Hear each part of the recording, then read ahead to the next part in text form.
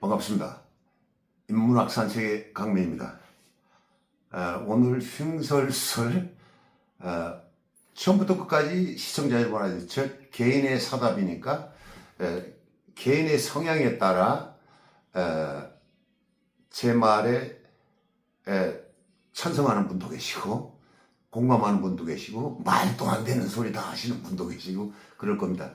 하지만 어디까지 개인의 의견이라는 점을 강조하면서 오늘의 강론 인문학 산책 첫 주제는 정치 시사라 그래야 될까요? 역사 문제기라 할까요? 하기 전에 인문학이라는 거, 그 인문학의 개념이 굉장히 폭넓은 것 같지만은 알고 보면 간단해요. 인문학이라는 거. 사람 인자잖아요. 그리고 글문자, 그럴 문자, 그리고 배울 학자, 인문학. 그러니까 사람은 태어나면 꼭 죽습니다. 죽는데 살아있는 동안 어떻게 하면 행복하게 살 것인가? 어떻게 하면 재밌게 살 것인가? 어떻게 하면 의미 있는 삶을 살다가 죽을 것인가? 이것이 인문학입니다. 태초 이래 우리 지구의 역사 그리고 모든 시대 공간을 초월해서 인류가 아테네에서부터 시작된 어떤 철학이나 언어, 문화 그리고 살아가는 방식에 대한 집대성한 연구의 학문이 인문학인데 오늘은 흉설설 요즘에 TV를 보면 짜증나죠. 매일 싸우는 얘기. 뭐 희망적인 게 헤드라인에 뉴스 헤드라인에 10개가 있다면 8개, 9개가 다 사고 아니면 짜증나는 기사입니다. 세상을 병들게 하는 것은 나쁜 행위를 하는 자보다도 그 나쁜 행위를 하는 것을 보고 방조하거나 침묵하는 자가 더 나쁘다. 이건 유명한 인권주의자의 얘기고 또 이 시대에 뛰어난 프랑스의 철학자, 실존 철학자죠. 사르르트인가요? 사르르트의 말 중에서 독재자와 작은 자유를 얻기 위해서 거래를 한다면 그는 큰 자유를 잃어버릴 것이다. 그 대표적인 예가 요즘에 세상에 많이 뉴스에 오르는 계엄 관련 한독수, 노상원이, 김용현이 이런 유의 사람들을 미리 애지하고 철학적으로 갈파했던 얘기가 아닌가 저는 그렇게 생각합니다. 더 큰 자유를 얻기 위해서 악마와 거래를 한다. 이 역사는 동서고금을 통해서 외부의 침입보다도 내부의 분열로 망하는 데가 로마도 마찬가지죠. 로마 시대부터 쭉 지금까지 징기스칸, 춘추 전국 시대, 서양의 역사, 아메리칸의 인디언들과 이주민들의 그런 역사 배경을 보면은 그 투정 속에서 계속 진화되고 건강해지는 게 우리 사회인데 최근에 그 대한민국의 그 정치판을 보면은 분명히 뭔가 바뀐 것 같은데 더 복잡해지고 있다. 뭐 이런 것도 생각이 듭니다.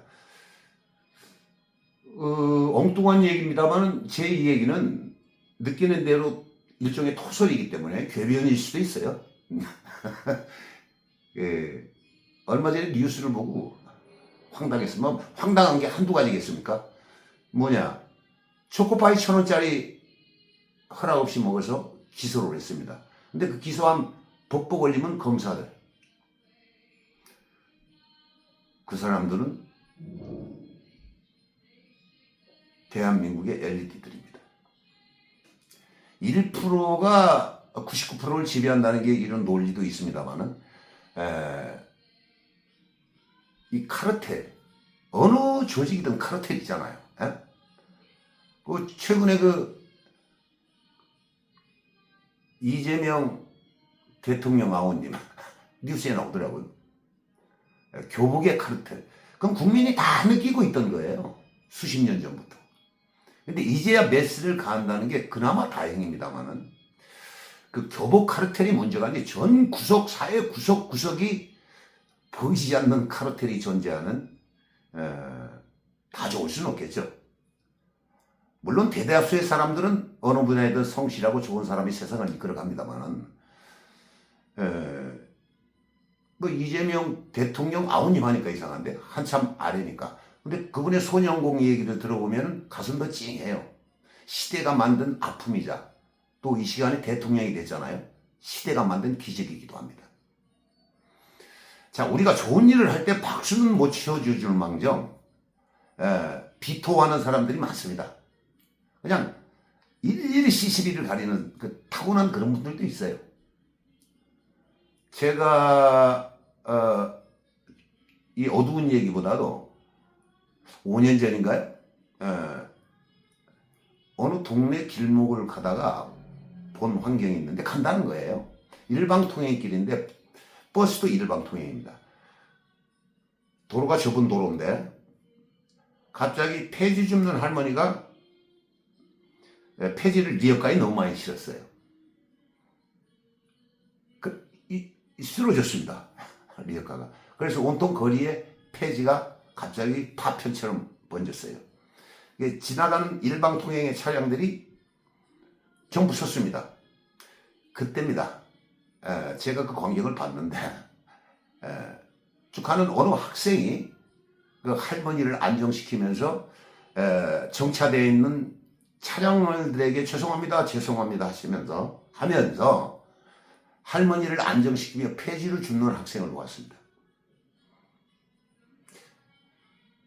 그런데 왠지 기분이 좋았습니다. 그래서 저도 조금 걸었습니다만은 그 학생을 본 순간 저도 아이를 키우는 학부형의 입장에서 야, 애 잘 키웠구나 속으로요. 부모가 대단한 사람이구나. 우리 옛말에 그런 말이에요. 콩 심은 데 콩 나고 팥 심은 데 팥 난다 그러잖아요. 아이를 보면 부모가 보이고 부모를 보면 아이가 보인다. 뭐 일반적인 논입니다. 일반적인 논. 이 인문학이라는 것이 오늘 뉴스를 보니까 산불로 뉴스가 도배가 되고 있습니다. 자, 산불도 만약에 방화범이 있다면 그것도 인문학입니다. 평소 교육을 안 받아서 그래요. 부주의에 의한 실화일 수도 있겠고 의도적인 방화일 수도 있겠죠. 불만을 가진 분들이. 그런데 이 인문학의 교육이 잘 됐다면 세상이 밝아집니다. 바로 갈 수밖에 없어요. 인문학이 뭐냐? 잘 되기 위한 모두가 행복했으면 하는 그 속에는 인간들의 배려와 서로의 존중이 있습니다. 요즘 뉴스 보세요. 매일 싸우는 거잖아요. 자, 이재명 대통령 아우님 일 열심히 해요. 근데 예를 들어서 제일 심각한 건 정치인들이 못 봐요. 이런 서민들의 아무리 뭐 민생 탐방을 하고 공청회를 하고 전문가들의 얘기를 들어본다 한들 정상적인 나라라면은 서울 수도권에 문제가 지금 많잖아요. 뭐 지방 어쩌고 지방 정책도 나오면서 수도권의 부동산이 지금보다도 반값은 떨어져야 정상적인 나라입니다. 아파트 당첨되면 피가 몇 억짜리, 몇 억의 피가 붙는다는 이상한 나라. 우리들의 미래고 우리들의 희망인 우리 젊은 아이들, 젊은 청소년들, 그들이 보고 배우는 게 뉴스를 볼 수밖에 없잖아요. 좀 그들을 리드하는 희망적인 메시지나 뭔가 이런 것들이 나오는 좀 정상적인 정치판. 지나간 얘기입니다만은 우리들이 진보와 보수, 이념의 진영 논리라고 많은 평생 모이면 다 그거잖아요. 그럼 진보가 뭐냐? 보수가 뭐냐? 흔히들 그렇게 얘기합니다. 진보는 뭔가 이건 아니다. 이건 좀 바꿔야 된다. 전환과 변화를 요구하는 세력들을 우리들이 진보라고 치릅니다. 그럼 보수는 뭐냐?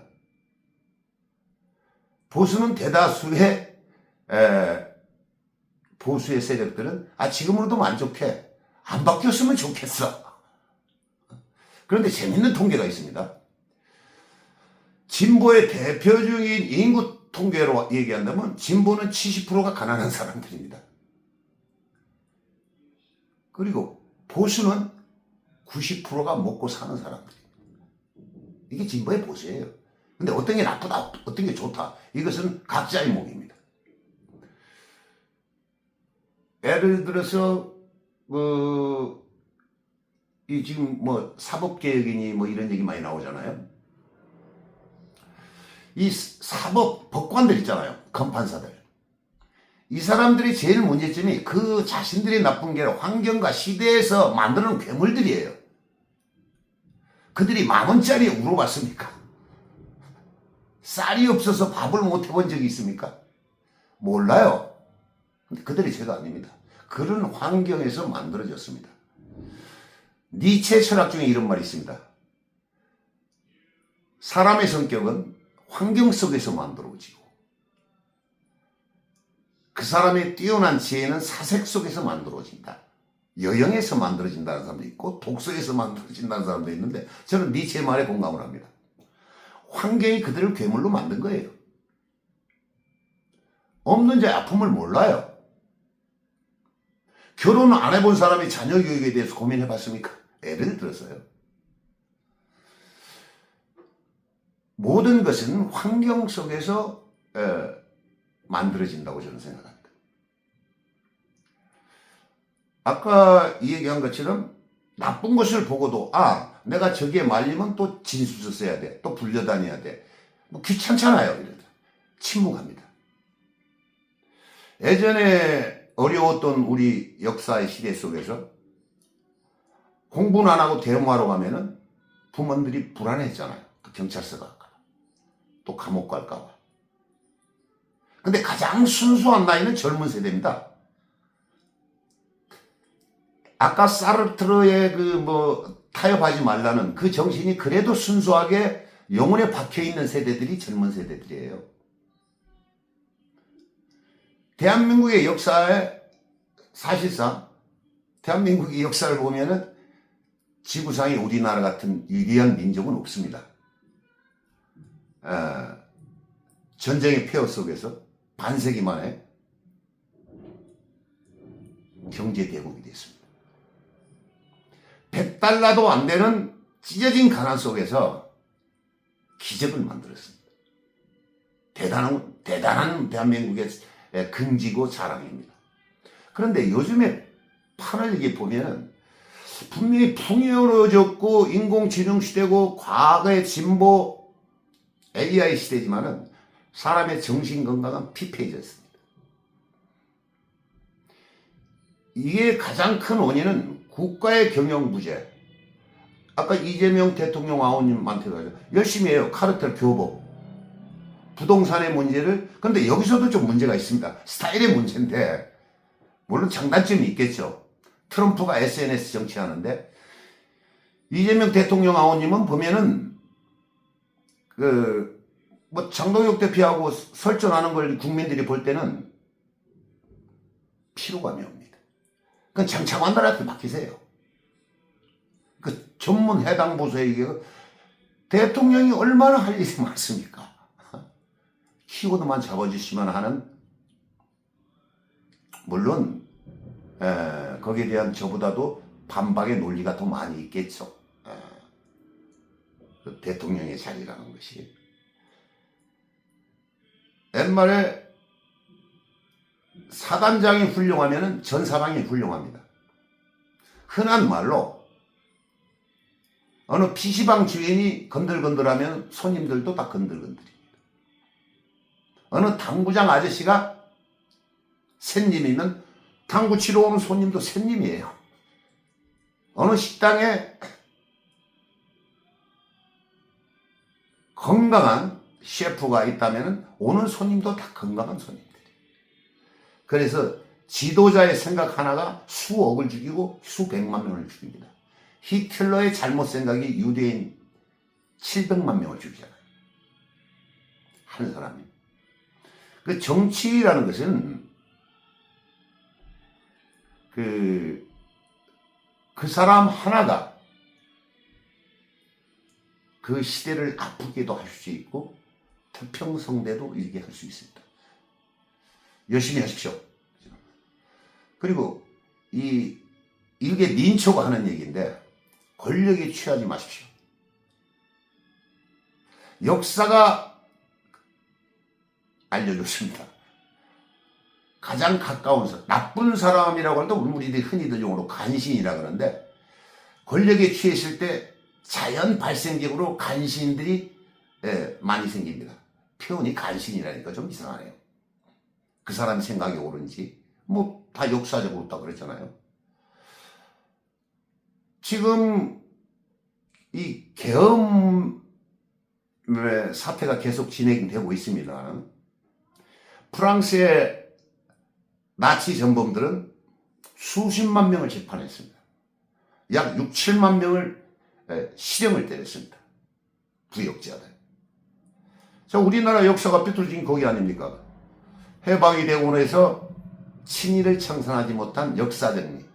이것이 지금까지 이어내려고 있습니다. 조금씩은 고쳐지고 있습니다.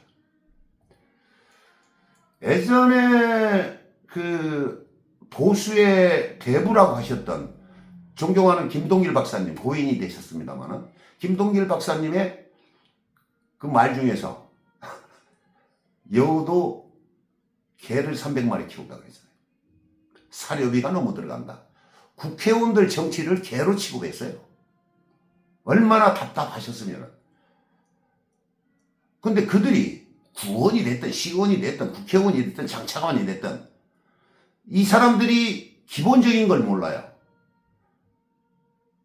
국민의 투표에 의해서 나라 살림 잘하라고 위임을 했잖아요, 권한을. 그리고 우리 혈세, 자영업자, 그리고 월급쟁이, 수많은, 기업도 포함이 되겠죠.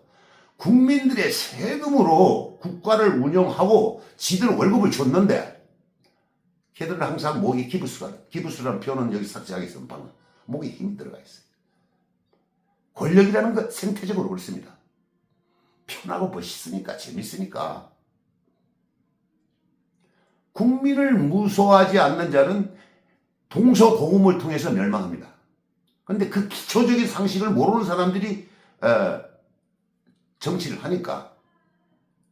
예전에 제 일화입니다만 고등학교 시절에 제가 우리 옆집 아저씨 순경 아저씨가 살았습니다. 근데 친했어요. 그래서 그때는 정말 부정부패가 만연했던 시대인데 고속도로에서 차피면은 5,000원 주면 되는 그런 시절. 그죠? 그리고 순찰 대장 1년 해갖고 집 못 사면 바보 소리 듣던 시절.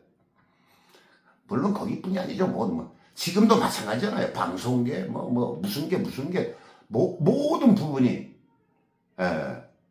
터지지만 않았어요. 이번에 강성훈 사건, 김병기 사건, 무슨 이진숙 임명권, 무슨, 모든 것, 어제 뉴스에 산림청장 만취해갖고 운전하는 거. 물론 다 들여다볼 수는 없죠. 정치적으로는 무죄입니다. 대통령이. 하지만 국민 정서상으로서는 유죄입니다. 인사가 만사라 그러잖아요. 지금도 잘하고 계시지만은 너무 기대가 크니까 그런지 살얼음 같은 그런 느낌이에요. 아직까지는. 분투하시고. 지금 보세요. 계엄이라는 걸 하고도 그게 뭔지를 몰라요, 본인이. 박근혜 전 대통령보다 더 몰라요. 내가 왜 죄를 졌는지. 사과 반성 없습니다. 그리고 야당 대표를 하는 사람은 무죄 추적 원칙이래요. 참, 어떤 정치인말만 기절초풍할 얘기인데 개념이 없어요, 개념이. 만약에 이게 성공했다고 상상을 해보십시오. 5.18 이상의 국가의 존망에 걸려 있는 겁니다. 왜? 아니, 그리고 유행가 너나 잘해 이런 말 있잖아. 너나 잘해. 100명도 안 되는 야당 국회의원도 한 팀으로 설득을 못 시키는 사람이, 옛말에 그런 말 있잖아요. 야당이 건강하면 여당도 건강해지고 여당이 건강해지면 국민이 건강해진다. 이 정치 논리입니다. 자기 당도 자기 집안도 못 따르시면서 한낱 이 정치의 존재가 뭡니까? 타협이잖아요. 테이블에 앉아요. 그럼 네 말도 맞고 내 말도 맞다. 이래서 조금씩 양보하면서 차선으로 합의를 보는 게 민주정치 제도라고 저는 봅니다. 열차가 달리잖아요. 누가 피해자입니까? 국민이 피해자입니다. 국민이. 옛말에 그 나라의 정치 수준은 국민의 수준이다. 국민의 수준이 정치의 수준이다. 이런 말도 있습니다. 해석하기 나름이겠지만. 그래서 나 피고인 윤석열이 밉다기보다도 애처로워요. 너무 어처구니 없는 그런 일국의 대통령이 됐잖아요. 그것도 뽑아준 건 국민입니다. 국민의 수준이에요. 그것도. 어차피 민주주의는 너무 많은 사람이 3명만 모여도 싸우잖아. 의견이 틀리잖아요. 5명만 모여도 어디 동창회를 가도 의견이 다 틀립니다. 어떤 사람은 국밥을 먹자, 어떤 회를 먹자, 어떤 갈비를 먹자. 다 틀려요. 나는 뽕짝을 좋아해. 나는 재즈를 좋아해. 난 클래식을 좋아해. 정답은 없습니다. 다 맞는 얘기예요. 근데 그것을 좀 조화롭게 오케스트라처럼 만드는 것이 정치의 역할 아닌가? 저는 그렇게 생각합니다. 그래도 대한민국은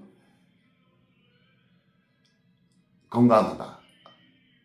희망적이다. 제가 살아보니까 좋은 사람이 더 많아요. 아까 얘기했잖아. 초코파이 하나 먹었다고 기소를 해요. 이게 법이라는 게 뭡니까? 법도 국민을 위해서 객관적과 공정성에 의해서 올바른 판단을 내리자는 것을 문자로 만드는 게 법이잖아요. 어느 가버린 정치인의 어록 중에서 누구라고 지명은 않겠습니다. 그분이 이런 말씀을 하시더라고요. 남대문의 지게꾼이, 판자촌 지게꾼이 부인이 해산을 했습니다. 사람털이 없어요.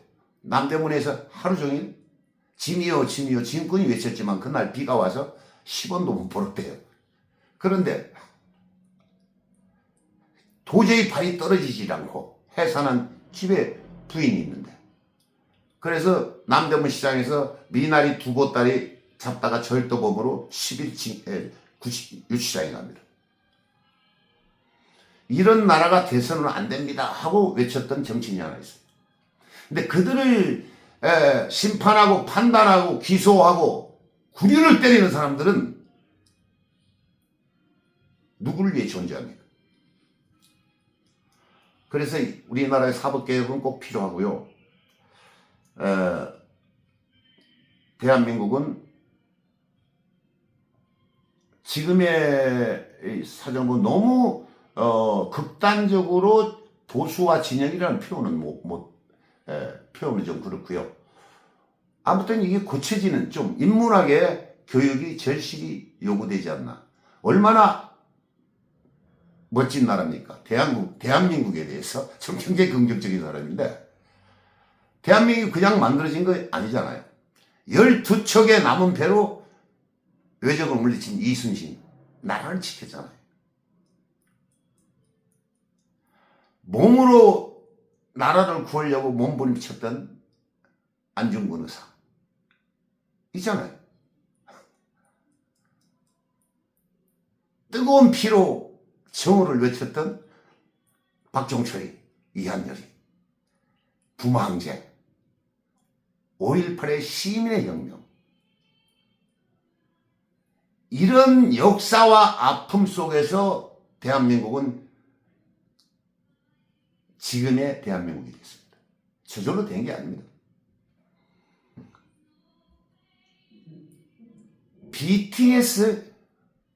BTS 국회의원 300명하고 안 바꿉니다. 얼마나 자랑스러운 대한민국입니까? 참 좋아졌어요. 지하철, 의료, 참 어떻게 빛나는 대한민국의 문화들이. 이제는 이제 진영 논리 그만하세요. 그리고 제 어릴 때 아까 이 얘기를 하다가 어느 순경 얘기를 잠시 했습니다만 이 얘기가 잠깐 빗나갔죠. 순경 아저씨 그 당시에 막 했을 때 20대 후반인가 그랬어요, 그분이. 그래서 제가 그런 얘기를 했죠. 왜 순경은 면허증 가진 도둑놈 소리를 듣느냐 이런 얘기를 한 적이 있어요. 너무 과한 얘기죠. 너무 비약돼, 그죠? 젊은 나이였으니까 그렇겠습니다만. 그런데 그 순경 아저씨가 제 머리를 탁탁 때리면서 하는 말씀이 네 말도 일리는 있는데 나도 민중이가 지팡이가 돼서 사회에 뭔가 좋은 일을 하고 싶어서 법 공부를 하셨던 분이요. 부산 법대당이 됐던 분인데 2년 중퇴하고 민중의 지팡이가 된 사연 많은 아저씨예요.